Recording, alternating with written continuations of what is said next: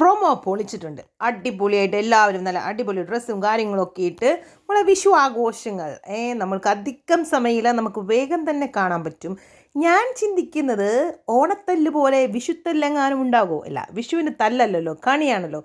ലാലേട്ടൻ്റെ കയ്യിൽ നിന്ന് വിഷു കൈനീട്ടം മേടിക്കാൻ എല്ലാവരും ഭയങ്കര എക്സൈറ്റഡ് ആയിട്ടിരിക്കുവാണെന്ന് നമുക്ക് ഉറപ്പുള്ള കാര്യം തന്നെയാണ്. കാണുന്ന എല്ലാവരും ഒരു ലൈക്ക്, കമൻറ്റ്, അതുപോലെ തന്നെ സബ് ചെയ്യാത്ത എല്ലാവരുണ്ടെങ്കിൽ ഒന്ന് സബ് ചെയ്യാൻ മറക്കരുത് കേട്ടോ. സോ ഇന്ന് വിഷു എന്ന് പറയുമ്പോൾ നമുക്കറിയാം എപ്പോഴും നല്ല ഹാപ്പി ആയിട്ടുള്ള മൊമെൻറ്റ്സ് ആണ്.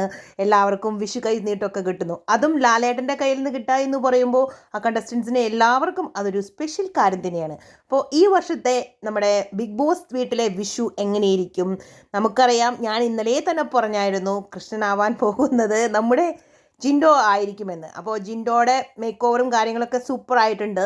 എനിക്ക് തോന്നുന്നു വിഷുവിൻ്റെ പായസമായിരിക്കും ലാലേട്ടൻ ടേസ്റ്റ് ചെയ്ത് നോക്കുന്നത്. സോ കുറേ പാട്ടും ഡാൻസും, ദൈവമേ ഇതിലെങ്കിലും ഒരു അടിയില്ലാതെ ഈ എപ്പിസോഡൊന്ന് അവസാനിക്കണേ. പിന്നെ ഇന്നലെ ലാലേട്ടൻ പറഞ്ഞ പോലെ ജാസ്മിനോടും ഗബ്രിയോടും അതുപോലെ തന്നെ ജോൻമോണിയോടും എന്തൊക്കെയോ ലാലേട്ടന് ചോദിക്കാനുണ്ട്. അപ്പോൾ നമുക്കതിൽ കുറേ ചോദ്യങ്ങൾ എല്ലാവരും നമ്മുടെ ലൈവിൽ ചോദിച്ചായിരുന്നു കേട്ടോ. എന്തായിരിക്കും ചോദിക്കാൻ പോവുക ഒരു ഐഡിയ ഇല്ല കേട്ടോ. പറയുകയാണെങ്കിൽ എല്ലാ കണ്ടസ്റ്റൻസിനെയും പ്രത്യേകം ഒരുങ്ങി നല്ല പൂക്കളും കാര്യങ്ങളൊക്കെ അവിടെ വെച്ച് എല്ലാ കണിയൊക്കെ കൂടി കാണുമ്പോൾ ഒരു പ്രത്യേക വിഷുക്കണി നമുക്ക് ബിഗ് ബോസ് തരുന്നത് പോലെ നമുക്ക് ഫീൽ ചെയ്യുന്നുണ്ട് അല്ലേ. ലാലേട്ടൻ്റെ കോസ്റ്റ്യൂമും കാര്യങ്ങളൊക്കെ ആണെന്നുണ്ടെങ്കിലും ലാലേട്ടൻ പിന്നെ എപ്പോഴും പൊളിയാണ്, നമ്മൾ പ്രത്യേകം എടുത്തു പറയേണ്ട അത്യാവശ്യമൊന്നുമില്ല. ഈ ആഘോഷങ്ങൾക്കൊടുവിൽ ആരായിരിക്കും സ്വന്തം വീട്ടിൽ വിഷു കൂടാൻ വേണ്ടി ഇന്ന് ബിഗ് ബോസ് ഹൗസിൽ നിന്നും പടിയിറങ്ങുക? പല നെയിംസും നമ്മുടെ മനസ്സിലേക്ക് വരുന്നുണ്ട്. പല ആളുകൾക്കും വോട്ട് കുറവായിരിക്കും, അങ്ങനെയൊക്കെ നമ്മൾ വിചാരിക്കുന്നുണ്ട്. പക്ഷേ മാറ്റിപ്പിടിക്കൽ എന്ന് പറയുമ്പോൾ ആരാണ് പുറത്തു പോകുന്നതെന്ന് നമുക്ക് ഒരു ക്ലൂ ഇല്ല കേട്ടോ. അത് എപ്പിസോഡ് വരുമ്പോൾ തന്നെ അറിയത്തുള്ളൂ. അപ്പോൾ വിഷു വളരെ സന്തോഷത്തോടു കൂടി അടിപൊളി ഡാൻസും പാട്ടും കാര്യങ്ങളൊക്കെ ആയിട്ട് തുടങ്ങും. അതിനുശേഷം വിഷു കരച്ചിലിൽ അവസാനിക്കുമോ, അല്ലെങ്കിൽ പല ആളുകൾക്കും സന്തോഷം കൊടുക്കുന്ന കണ്ടസ്റ്റൻസ് പുറത്തു പോകുമോ, ഇതെല്ലാം നമുക്ക് കാത്തിരുന്ന് വൈകാതെ തന്നെ കാണാൻ കഴിയും.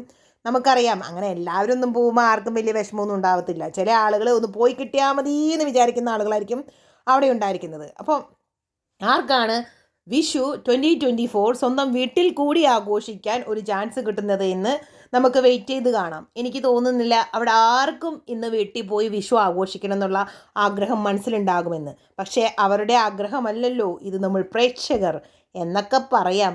ബിഗ് ബോസ്, ഏഷ്യാനെറ്റ് ഇവരെല്ലാം തീരുമാനിക്കുന്ന ആ പേഴ്സൺ ഇന്ന് പുറത്ത് പോകും.